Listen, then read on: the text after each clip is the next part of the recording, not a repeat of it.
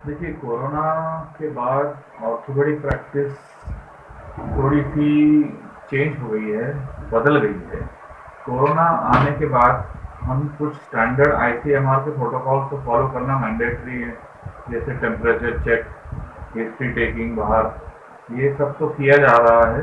उसके बावजूद पेशेंट जो आ रहे हैं, एक तो उनकी तादाद कम हुई है, पेशेंट अवॉइड कर रहे हैं आना। जो इमरजेंसी में आ रहे हैं, जिनको प्रॉपरली इन्वेस्टिगेट करके किया जा सकता है, कुछ लोग कोविड टेस्ट कराने के फेवर में नहीं रहते और वो घर चले जाते।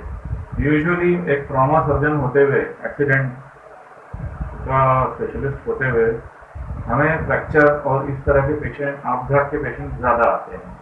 उनका इमीडिएट उपचार आवश्यक है। ऐसे पेशेंट अगर बिना ट्रीटमेंट के घर में रहेंगे, नहीं कराएंगे, तो एक लेटर स्टेज पे उसको करना उतना रिवार्डिंग नहीं रहता है। इसलिए जो पेशेंट अवॉइड कर रहे हैं आना, उनके लिए हम स्टैंडर्ड प्रोटोकॉल तो फॉलो कर रहे हैं।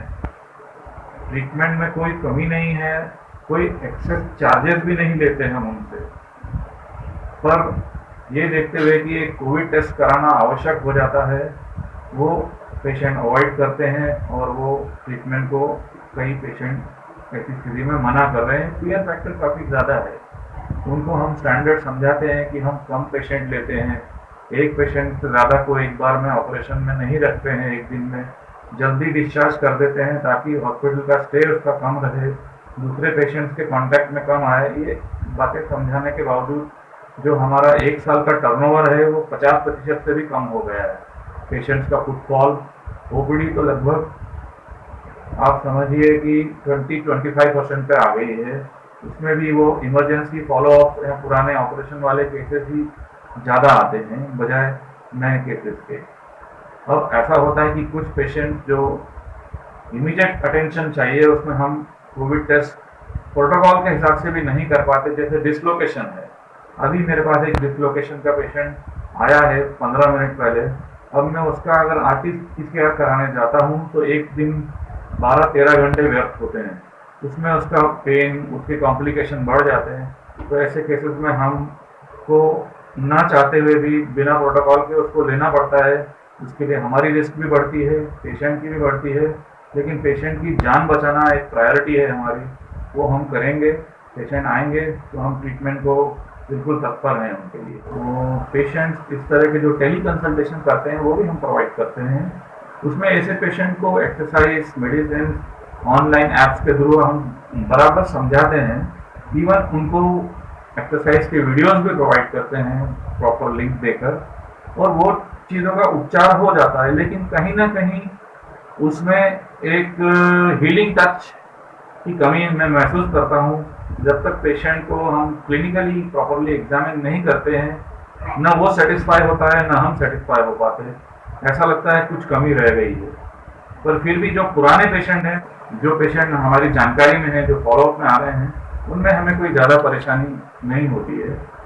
पर नए पेशेंट्स के लिए डेफिनेटली हम उतने कॉन्फिडेंटली वो ठीक नहीं कर सकते एक चिकित्सक होते हुए, क्योंकि एक सर्जन होते हुए स्पेशली, क्योंकि हमें कई चीज़ें सामने एग्जामिन करके प्रॉपरली देखनी पड़ती हैं जो ऑनलाइन कंसल्टेशन में संभव नहीं है। कुछ सर्टनिटीज में ये हो सकता है, पर सर्जिकल ब्रांचेस में ये असंभव लगता है मुझे। सर ऐसा भी पाया कि जो स्पोर्ट्स यही एडवाइस है कि आप एक इस वैसी फील्ड से हैं जहाँ आपका फिट होना और टाइमली फिट होना उससे ज़्यादा इम्पोर्टेंट है। अगर आप एक ट्रीटमेंट को, एक लिगामेंट इंजरी को, एक स्पोर्ट्स इंजरी को अवॉइड करेंगे तो ये आपके करियर के साथ खिलवाड़ ही होगा और कुछ नहीं है। ये आफ्टर कोविड से टैबलेट लेना तो एक ओवरडोज होने की संभावना ज़्यादा है। विटामिन का ओवरडोज आजकल काफ़ी कॉमन पाया गया है। कई बार पेशेंट महीनों महीनों लेते रहते हैं खुद से बिना जांच किए। विटामिन B12 स्पेशली कई पेशेंटों में हायर रेंज से ऊपर पाया गया है, और विटामिन B12 के कभी कभी हायर रेंज के ऊपर के सिम्टम भी वही रहते हैं जो कमी के रहते हैं।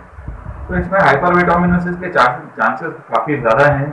आप प्रॉपरली डॉक्टर को दिखाने के बाद ही इसका प्रॉपर ट्रीटमेंट ले सकते हैं। विटामिन भी डॉक्टर के कंसल्टेशन के एमआर के गाइडलाइंस के अनुरूप पूरा ट्रीटमेंट किया जाता है। आईसीएमआर गाइडलाइंस के हिसाब से मास्क आवश्यकता हो, social distancing, sanitising, cleanliness of hospital, proper social distancing की जाती है। पेशेंट को प्रॉपर अपॉइंटमेंट से लिया जाता है।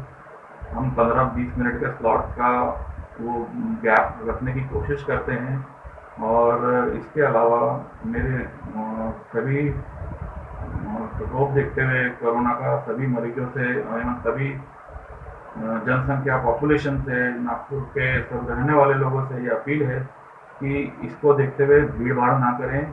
हॉस्पिटल्स में जहाँ भीड़ भाड़ हो वहाँ ना जाएं और social distancing, mask, sanitisation, hand sanitisation का पालन करें और बार बार अपने चेहरे, आँख और मुंह को टच ना करें। घर जाके पूरे कपड़े बदलने के बाद कोशिश करें कि वो नहा लें।